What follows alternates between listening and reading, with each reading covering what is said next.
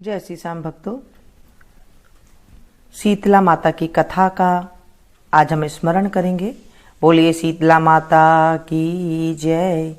शीतला माता की पूजा कई घरों में सप्तमी या अष्टमी को पूजा की जाती है। चैत्र माह की कृष्ण पक्ष यानी कि होली के बाद जब भी सातवीं या अष्टमी आती है, सप्तमी या अष्टमी आती है, तब पूजा की जाती है। कई घरों में सोमवार को पूजा की जाती है, यानी कि होली के बाद जो सोमवार आया, वो पहला सोमवार आया, उसी में ही जो है पूजा की जाती है। रविवार को ठंडा भोजन बनाया जाता है और फिर दूसरे दिन सोमवार को पूजा की जाती है माता की। जिस दिन पूजा करते हैं उस दिन चूल्हा नहीं जलाया जाता है, ऐसे विधि विधान है। लेकिन आज के टाइम पे जिनके घर में छोटे बच्चे हैं, जिन्हें दूध वगैरह देना पड़ता है, तो ये नियम थोड़ी देर तक रख लेते हैं, जैसे 10 बजे तक, और उसके बाद जो है फिर गर्म करके दूध वगैरह दे देते हैं। ऐसा आजकल नियम बन गया है, क्योंकि जब पूरा दिन हम चूल्हा नहीं जलाएंगे तो कई बार छोटे बच्चे को दिक्कत आ जाती है, तो फिर कहाँ जाएंगे। पहले तो क्या था कि आस पड़ोस में किसी से ले लिया करते थे, या फिर ऐसे ही जो है गुजारा हो जाया करता था। लेकिन अब होना थोड़ा मुश्किल हो जाता है। कईयों को बड़े बुजुर्ग घर में हैं तो उन्हें गर्म पानी वगैरह की ज़रूरत हो जाती है, तो वहाँ पर जो है पीने खाने में कुछ बनाना पड़ जाता है। और कई घरों में तो ऐसे है जहाँ बड़े बुजुर्ग हैं या फिर कई जो दंपत्ति है वो ठंडा नहीं खा सकती हैं, बीमार है, उन्हें फिर गर्म बनाना पड़ता है। तो फिर वो क्या करती हैं, दोपहर के बाद शाम को थोड़ा बहुत बना लेते हैं, जिससे कि काम चल जाए। वैसे तो शीतला माता के दिन आग नहीं जलानी चाहिए। अगर हम अपने धर्म के अनुसार देखें, हमारे बड़े बुजुर्ग के अनुसार देखें, लेकिन नहीं सरता है, नहीं आजकल नहीं थोड़ा सा निभ पाता है, तो आप इस तरह से कर सकते हैं। ऐसे हमारे बड़े बुजुर्ग कहते हैं। अब जब हमने एक दिन पहले ठंडी रोटी बना ली, ठंडी रोटी में जो बना जाता है, माता का जो प्रसाद बनता है, वो उसके अंदर गुलगुले बनते हैं, राबड़ी बनती है। राबड़ी बाजरे के आटे की बना लें या फिर गेहूं के आटे की, और बेसन मिला करके भी आप जो है राबड़ी बना सकते हैं। दही जरूर अवश्य चढ़ाया जाता है, दही जमाते हैं उस दिन। और जो है दाल भल्ले बना सकते हैं तो आप वो बना लें, गुलगुले बना लें।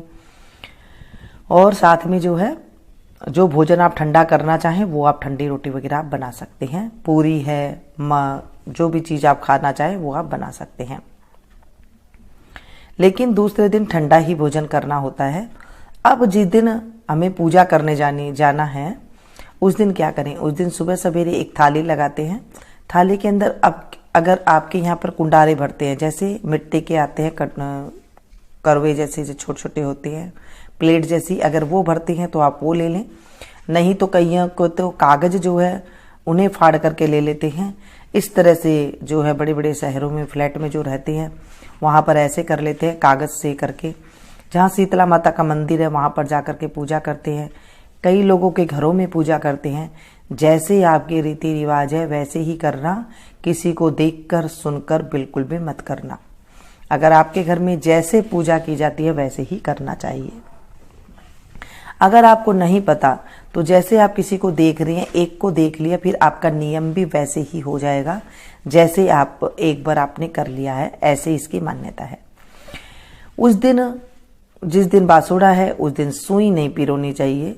जैसे धागे में सुई पिरो करके कई लोग सिलाई करने लग जाती हैं कि भाई आज तो काम कुछ है नहीं, रोटी वगैरह का काम है नहीं, ठंडा खाएंगे, तो क्या करते हैं, सुई पिरोने का काम कर लेते हैं। और वो उससे जो है तकलीफ होती है, माता को सुई चुभती है, और फिर बाद में घर में फोड़े फुंसियाँ होने की आशंका हो जाती है, जैसे बुखार वगैरह, फोड़े फुंसी। जब आप ये काम करते हैं तो आपके बच्चों को जो है ये चीज़ें होने लग जाती है। घर में बुखार का जो है आगमन ज़्यादा हो जाता है और बीमारी बड़ी बड़ी भी हो जाती है। शीतला माता के दिन ठंडा जल से स्नान करना चाहिए। बाल नहीं धोने चाहिए उस दिन, बाल आप बिल्कुल भी ना धोएं। और जो है जो सुई पिरोने का काम मैंने बोला है वो 2-4 काम है, उन्हें आप थोड़ा सा कर लें तो आप देखेंगे कि आपको जो है बहुत ज़्यादा 1 साल तक जो है हमारे ऊपर माता की कृपा बनी रहती है। जैसे ये रोग आदि व्याधि को दूर करने वाली माता है, तो हमें थोड़ी सी सावधानी से रहना चाहिए। जैसे हमारे बड़े बुजुर्ग करते थे तो वो सावधानी से रहते थे, फिर ये पीड़ा कम होती थी। जो नहीं मानते उनके घर में ये चीज़ें आ जाती है। जब शीतला माता की पूजा कर लें आप, ठंडा जल चढ़ा दें, उसके बाद जो प्रसाद बनाया है वो चढ़ा दें। राबड़ी, मीठे चावल, दही, ये मैन है, ये आप जरूर माता के पास चढ़ाएं। फिर उसके बाद जो वहाँ पर बैठे होते हैं, हमारे यहाँ तो कुम्हारी जैसे कहते हैं ना, कुम्हार वो बैठे होते हैं, उनको दे करके कुछ रुपया वगैरह, दक्षिणा वगैरह दे करके उनसे आशीर्वाद लेते हैं। और उसके बाद जो है फिर आप जब पूजा कर लें, उसके बाद कहानी सुनते हैं। थोड़े से हाथ में दाने लेकर के, या तो बाजरा है तो फिर मोठ है, मोठ बाजरा जरूर भिगोते हैं इसमें, नहीं तो आप धुली हुई दाल जो होती है मूंग की, वो आप ले सकते हैं हाथ में ले करके, और आप कहानी सुने। जब आप माता की पूजा कर लें, सभी लोगों को हल्दी का टीका लगाएं। माता को भी हल्दी का टीका लगाने का विधान है। फिर उसके बाद जो वहां पर जल चढ़ाया जाता है माता को, उसको सभी के आंखों में लगाया जाता है, आंखों पर, हे माता कृपा करना। और उसके बाद आप करके आप कहानी सुने। वहीं पर ही कहीं पर जहाँ कच्ची जगह होती है, तो वहीं स्थानों पे जहाँ पर मंदिर होता है ना, वहाँ थोड़ी सी कच्चे स्थान होते हैं, वहाँ पर मिट्टी के पास एक कहानी सुनी जाती है। कहानी सुनते टाइम पे हाथ पे थोड़े से दाने ले लेते हैं और कहानी सुनते हैं। फिर कहानी सुनने के बाद वो दानों को उसी मिट्टी में दबा देते हैं, ताकि यहाँ पर धन जो है हमारा गड़ा रहे, ऐसे कहा जाता है। कई लोगों को वहाँ से मिट्टी उठा करके और थोड़ा सा एक हरा पत्ता, वहाँ से कोई हरी टहनी तोड़ लेते हैं और वो फिर अपनी थाली में रख लेते हैं, आ जाते हैं। उस दिन आते टाइम पे थोड़े से जो है जल और थोड़ा सा जो आप ठंडा खाना लेकर गए हैं वो चोराया होता है, वहाँ पर भी पूजा की जाती है, तो वहाँ पर थोड़ा सा चढ़ा करके, जल चढ़ा करके फिर अपने घर आया जाता है। ऐसे ये नियम है कुछ। वैसे आपके एरिया में जैसे आपके यहाँ करते हो या फिर आपके घर वाले जैसे करते हैं, आप उसी तरीके से कर लें। अब बात आ रही है कि जैसे शीतला माता की आज हम कथा सुनेंगे। शीतला माता की जब आप कथा सुने और सुन के आए हैं, उसके बाद घर में बायना निकाला जाता है। जैसे आपके यहाँ बायना किस चीज़ का निकलता है ये जरूर बताइएगा। हमारे यहाँ पर गुलगुले का बायना निकाला जाता है। बायना को हाथ में जल ले करके, दक्षिणा रख करके बायना फेरते हैं हाथ, और वो अपनी सासू माँ को देते हैं। सासू माँ ना हो तो आप जेठानी को दे सकते हैं, जेठानी ना हो तो ननद को दे सकते हैं, ननद भी ना हो तो आप किसी बड़े जो उम्र के आपसे हैं उनको आप दे दे, नहीं तो फिर आप पंडितानी वगैरह को भी आप दे सकते हैं। बायना जरूर दिन निकलता है। और जिस दिन लड़का होता है, जिनके पहला बार लड़के की शीतला अष्टमी आती है लड़का होने के बाद, तो वहाँ पर उद्यापन किया जाता है। और फिर जो है अगर ब्याह हुआ है लड़के का, शादी हुई है लड़के की, तभी भी जो है उद्यापन होता है। ऐसे नियम है इसका। शीतला माता की जय। बासोड़ा की कहानी सुनेंगे। ये बहुत प्राचीन कहानी है। एक बुढ़िया माई थी जो बासेड़ा को ठंडी रोटी खाती थी और शीतला माता की पूजा किया करती थी। गांव में और कोई भी पूजा नहीं करता था। एक दिन बासोड़ा के दिन सारे गांव में आग लग गई और सारा गांव जल गया, परंतु बुढ़िया माई की झोपड़ी बच गई। सबने बुढ़िया माई के पास आकर पूछा, सबके घर जल गई, तुम्हारा क्यों नहीं जला, क्या बात है? बुढ़िया माई बोली, मैंने बासोड़ा को ठंडी रोटी खाई है और शीतला माता की मैंने पूजा करी थी और किसी ने भी ऐसा नहीं किया, इसलिए मेरी झोपड़ी तो रह गई और तुम्हारे सभी के घर चल गए। तभी सारे गांव में ढिंडोरा पिटवा दिया कि बासोड़ा के दिन सब कोई ठंडी रोटी खाना और शीतला माता की पूजा करना। जिस दिन शीतला माई की धोक लगानी हो, उससे पहले दिन पक्का खाना बनाएं और दूसरे दिन खाएं। ऐसे उन बुढ़िया माई ने बताया तो सारे लोग ऐसे करने लग गए। हे शीतला माता, जैसे बुढ़िया माई की रक्षा करी वैसे ही सबकी करना, मेरी भी करना, सबके बाल बच्चों की रक्षा करना, मेरे बच्चों की भी रक्षा करना। हे शीतला माता, इस कहानी को जो सुने सुनाए, हुंकारा भरे, उनकी भी मनोकामना पूरी करना। इस कहानी में कोई अधूरी रह गई हो तो उसे पूरी करना, पूरी हो तो हे माता उसे स्वीकार करना। हे शीतला माता हम सबकी रक्षा करना। और इस तरह से जो है शीतला माता को कहा जाता है। शीतला माता को जब आप कथा सुन लें उसके बाद वहां पर जैसे मैंने कहा कि थोड़ी सी मिट्टी में एक हरा पत्ता लेकर के घर आते हैं, उस हरे पत्ते को लेकर के आप अपने परंडा में रखें, यानी कि जहां पर पानी का स्थान है आपके रसोई में वहां पर ला करके इसको रखते हैं। ये छोटी छोटी सी बातें हैं जिनकी गलती करने से फिर अगर आप नहीं करते हैं तो इसकी गलती जो है फिर भुगतनी पड़ती है। जैसे उसे कहीं पर अग्नि के स्थान में नहीं रखना है कि कई लोग ला करके गैस के पास रख देते हैं, ऐसे नहीं रखना होता है। और उस दिन कहते हैं जोर जोर से कोई चीज की आवाज भी नहीं करनी चाहिए, जैसे शोर शराबा नहीं करना चाहिए। माता को शोर शराबा पसंद नहीं होता है। गहरे रंग के कपड़े नहीं पहने जाते, जैसे ज्यादा चटकीले रंग है वो कपड़े नहीं पहने जाते हैं, क्योंकि माता को वो चुभते हैं। ऊनी कपड़े ना तो पहने जाते हैं, ना ही जो है कपड़े का उस दिन उपयोग किया जाता है। ऊनी कपड़े का बिल्कुल भी आप उपयोग ना करें जिस दिन शीतला माता की आपने ढोक लगाई है। शीतला माता के वैसे तो साधारण से नियम है, अगर आप एक दिन अपना लेते हैं तो आपका जो है 12 महीना सुख शांति से निकलता है। बच्चों को ज्यादातर जो है माता रक्षा करती है, बच्चों के ऊपर अपना कोप नहीं दिखाती है। ये कथा सुनने के बाद आपको बिंदाई जी कहानी अवश्य सुननी चाहिए।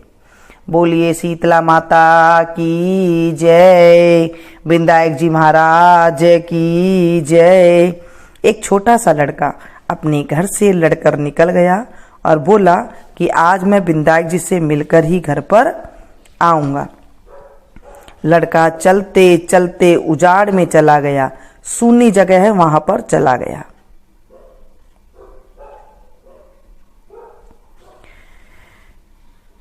विनायक जी ने सोचा कि इसने तो मेरे नाम से ही घर छोड़ा है, इसलिए इसे घर भेजे, नहीं तो जंगल में शेर वगैरह इसे खा जाएंगे। फिर विनायक जी बूढ़े ब्राह्मण का भेष धारण करके आए और बोले तू कहां से आ रहा है और कहां जा रहा है? तब लड़का बोला मैं विनायक जी से मिलने जा रहा हूं। तब वह बोला मैं ही विनायक जी हूं, मांग तू क्या मांगता है, परंतु एक बार में मांगना। वह लड़का बोला क्या मांगू, मुझे तो मांगना ही नहीं आता। अन्न हो, धन हो, हाथी की सवारी हो, स्त्री ऐसी हो जैसे फूल गुलाब का। तो विनायक जी बोला लड़के तूने तो सब कुछ ही मांग लिया, तू तो भोला सा दिख रहा था, पर तूने तो सब कुछ ही मुझे से मांग लिया, जा पर तेरे ऐसा सब कुछ हो जाएगा। फिर वह लड़का घर आया तो देखा कि एक छोटी सी बहू चौकी पर बैठी है और घर में बहुत सारा धन दौलत के जमा हो गए हैं, धन दौलत हो गया है। तब वह लड़का अपनी माँ से बोला देख माँ कितना धन लेकर आया हूँ, विनायक जी से मांग कर लाया हूँ। हे विनायक जी महाराज, जैसे उस लड़के को धन दिया वैसे सबको देना, मुझे भी देना, कहते को सुनते को हुंकारा भरते को सभी को देना। इस तरह से गणेश जी की हम कथा सुन लेंगे और उसके बाद जो है शीतला माता की हमने पूजा करी और उसके बाद घर आकर के फिर सबसे पहले आपको ये चीज का ध्यान रखना है कि सबसे पहले आपने ठंडी ही रसोई खानी है। ऐसे नहीं कि आप बैठ गए, ठंडी रोटी सबको खिलानी है। माता की जो जल लेकर के आए थे उसे आंखों में लगाना है। थोड़ा सा जल वहां से आप ले आए, किसी बर्तन में जो लोटा लेकर के आप गए थे, गिलास लेकर गए थे, उसमें से आप ले आए और उसके बाद जो है आप ठंडा खाएं। जैसे पहले सबसे पहले राबड़ी खा लें, मीठा भात खा लें, थोड़ा दही डाल करके खा लें। इस तरह से जो है खाया जाता है। और माता की अगर आप जानते हैं, कोई बधावा वगैरह जानते हैं, जब पूजा करके आते हैं तो बधावा भी गाते हैं, तो बधावा अगर आपको आता है तो आप बधावा गा लें, नहीं तो आप जो है सीधी सिंपल जैसे करते हैं तो वैसे कर लें। और अगर आपको बधावा आता है तो आप बधावा भी गा लें। तो बधावा से जो है घर में सुख शुभता की प्रतीक होती है बधावा। 2 बधावा गाते हैं, बधावा गाते हैं तो। और इस तरह से जो है हमें शीतला माता की पूजा करनी चाहिए। वैसे तो आजकल न जाने कितनी तरह की बातें बताई जाती है, लेकिन जो प्राचीन कथा है, जो प्राचीन बातें हैं, जो सिंपल सी बातें हैं, वो मैंने आपको बताई है। कोई भी काम आप करें, अगर आपने एक बार तो जोश जोश में कर लिया, काफी सारी चीजें देख करके, अगर आप अगली बार वो चीज नहीं कर पाए तो फिर आपको फिर दिक्कत हो जाती है। फिर आपको जो है कई लोगों की आदत होती है एक बार कुछ किया, दूसरे से सुन के फिर दूसरा किया, फिर तीसरे से सुन के तीसरा किया। क्योंकि आजकल तो जो है कई लोग इसमें नई नई तरीके की बातें बताते हैं, जिनके यहाँ जैसा रिवाज है वो बताते हैं, वैसे नहीं करना चाहिए। मैं तो एक ही बात आपको बताती हूँ, क्योंकि आप मेरी सब्सक्राइबर फैमिली है, तो मैं चाहती हूँ कि आप लोग को मैं अच्छा से अच्छा बताने की कोशिश करूँ।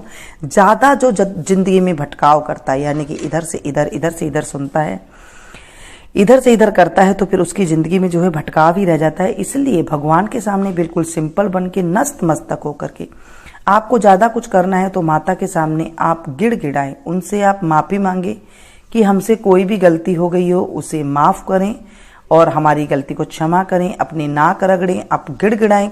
वहाँ तक आप देखेंगे उसमें आपको बहुत ज़्यादा जो है आपको शुभता की फल की प्राप्ति होती है और आपको जो है मनोवांछित फल की प्राप्ति होती है। एक और बात मैं आपको कहना चाहूँगी लास्ट में, एक ये टिप्स ही समझ लीजिए, क्योंकि चैत के महीने में अगर आप नीम की जो डंडी होती है वो आप घर में ले आएं, क्योंकि माता को नीम भी अति प्रिय है, तो नीम की डंडी को ला करके आप डेली 1 पत्ता या 2 पत्ता आप अपने माता के नाम के, शीतला का माता के नाम के हाथ जोड़ करके सभी को घर में प्रसाद रूप में दे। वो 2 पत्तियों थोड़ी थोड़ी तोड़ करके, क्योंकि नीम है कोई खाता नहीं है, तो अब वो प्रसाद दे दे। अगर आप प्रसाद वो नीम नहीं चबा सकते हैं, एक छोटे बच्चे नहीं चबा सकते हैं क्योंकि कड़वा होता है, वो डेली नहीं खाएंगे, तो आप नीम की पत्ती को पानी में उबाल लें और एक बोतल में डाल करके रख दें। जब भी बच्चे नहाएं उसमें 2 बूंद आप पानी डाल दें और उससे बाद आप स्नान करें।